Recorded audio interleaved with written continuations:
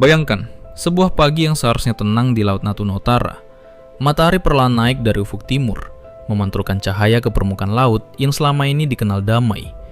Nelayan bersiap melaut, radar sipil bekerja seperti biasa, dan pulau-pulau kecil di Natuna tampak sunyi. Namun jauh di balik ketenangan itu, sesuatu sedang berubah. Sesuatu yang tidak terlihat oleh mata biasa, tetapi tertangkap jelas oleh radar militer Indonesia. Di layar-layar pusat komando, titik-titik asing mulai bermunculan. Kapal penjaga pantai asing bergerak semakin masuk ke wilayah zona ekonomi eksklusif Indonesia. Bukan satu, bukan dua, tetapi dalam formasi yang rapi. Di belakang mereka, kapal perang dengan persenjataan lengkap menjaga jarak. Di udara, pesawat pengintai terbang rendah, memotong awan, seolah ingin menunjukkan bahwa mereka hadir dan tidak takut. Hari itu, Natuna bukan lagi sekedar wilayah terluar Indonesia. Natuna berubah menjadi panggung utama pertarungan kepentingan dua negara besar. Dan dunia belum sepenuhnya menyadari bahwa mereka sedang berada di ambang konflik paling berbahaya di Asia Tenggara. Natuna memiliki arti yang jauh lebih besar daripada sekedar gugusan pulau. Disinilah garis kedaulatan Indonesia diuji. Di bawah lautnya tersimpan cadangan gas alam bernilai miliaran dolar. Jalur lautnya adalah nadi perdagangan global. Siapapun yang menguasai wilayah ini memiliki pengaruh besar terhadap stabilitas kawasan. Dan inilah alasan mengapa Cina memandang Natuna bukan sebagai wilayah biasa.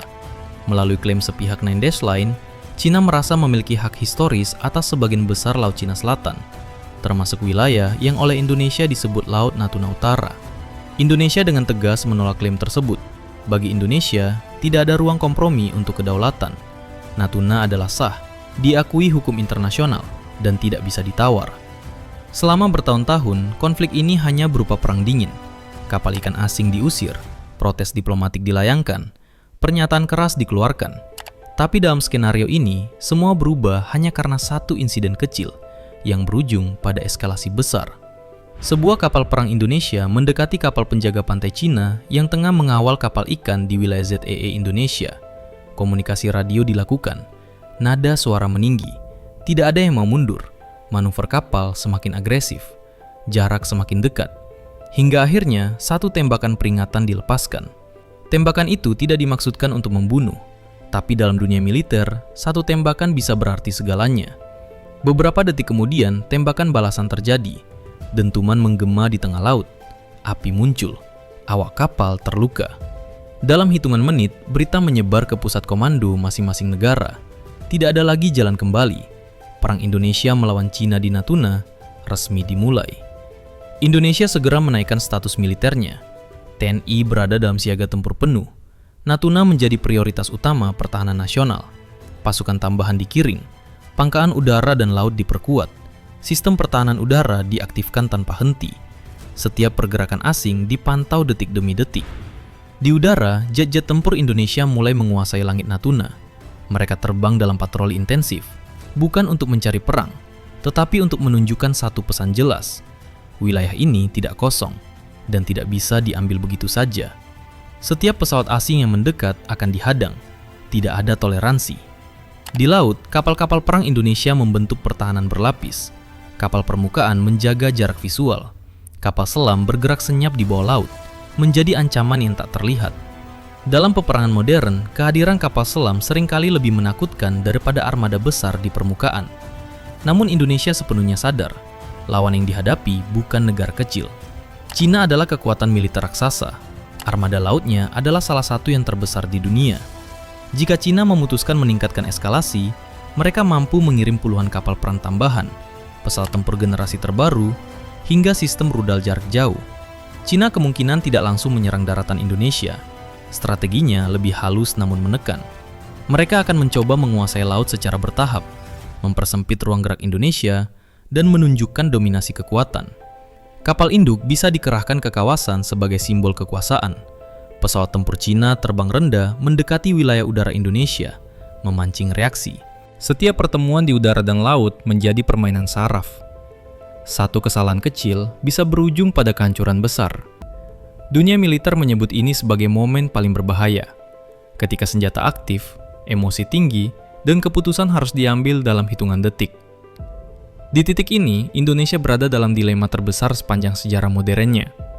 Bertahan berarti siap menghadapi kekuatan besar. Mundur berarti kehilangan kedaulatan dan wibawa. Tidak ada pilihan aman. Setiap langkah akan dicatat dunia. Reaksi internasional pun tak terelakkan. Negara-negara ASEAN mulai cemas. Konflik di Natuna bukan hanya masalah Indonesia dan Cina. Ini adalah ancaman bagi stabilitas Asia Tenggara. Jalur perdagangan global terancam. Harga energi melonjak. Pasar keuangan bergejolak. Amerika Serikat dan kekuatan besar lain mulai meningkatkan kehadiran militernya di kawasan. Kapal perang asing berlayar lebih dekat. Pesawat pengintai mondar-mandir. Mereka tidak secara langsung ikut bertempur, tetapi kehadiran mereka adalah pesan keras. Konflik ini tidak boleh lepas kendali. Indonesia mendapatkan simpati luas. Banyak negara melihat Indonesia bukan sebagai provokator, tetapi sebagai negara yang mempertahankan wilayah sahnya. Dukungan moral mengalir.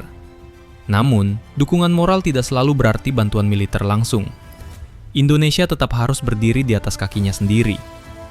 Di dalam negeri, suasana berubah drastis. Rakyat Indonesia bersatu. Nasionalisme menguat. Media penuh dengan berita Natuna. Bendera dikibarkan. Dukungan terhadap TNI membanjir. Namun di balik semangat itu, ada kecemasan mendalam. Perang dengan Cina bukan perang sehari dua hari. Dampaknya bisa menghantam ekonomi, sosial, dan politik. Jika konflik terus berlanjut, peperangan ini tidak hanya terjadi di laut dan udara. Perang informasi dimulai. Cina akan berusaha membentuk opini global bahwa mereka memiliki hak historis. Indonesia melawan dengan data, hukum internasional, dan diplomasi agresif. Narasi menjadi senjata. Dalam skenario terburuk, bentrokan besar tak terhindarkan. Rudal anti kapal menjadi ancaman nyata. Kapal perang saling mengunci target. Laut Natuna berubah menjadi zona perang paling berbahaya di kawasan. Setiap ledakan mengguncang bukan hanya laut, tetapi stabilitas regional. Namun perang ini hampir pasti tidak akan berakhir dengan kemenangan mutlak salah satu pihak. Tekanan internasional akan semakin kuat.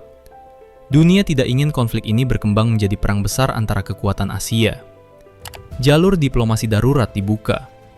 Gencatan senjata didorong. Akhir dari konflik ini kemungkinan berupa kesepakatan sementara.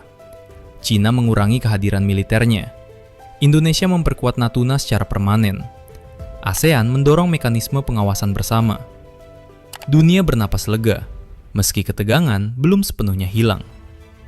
Setelah semua ini, satu hal menjadi jelas. Natuna bukan lagi wilayah pinggiran. Natuna menjadi simbol keteguhan Indonesia menjaga kedaulatannya. Konflik ini menjadi pelajaran pahit bahwa perdamaian di kawasan tidak datang dengan sendirinya. Ia harus dijaga, dipertahankan, dan diperjuangkan. Perang Indonesia melawan Cina di Natuna, jika benar-benar pecah, bukan hanya tentang senjata dan kapal perang. Ini adalah ujian harga diri, kedaulatan, dan posisi Indonesia di panggung dunia. Dan pertanyaannya kini bukan hanya siapa yang menang, tetapi seberapa mahal harga yang harus dibayar dunia jika konflik seperti ini benar-benar terjadi. Jika kalian suka dan ingin terus mengikuti informasi seputar dunia militer, pastikan kalian klik like, subscribe, dan aktifkan lonceng notifikasi, agar tidak ketinggalan konten terbaru dari kami. Terima kasih sudah menonton, saya pamit, sampai bertemu lagi di konten berikutnya, hanya di dalam militer. Salam hormat untuk para penjaga NKRI.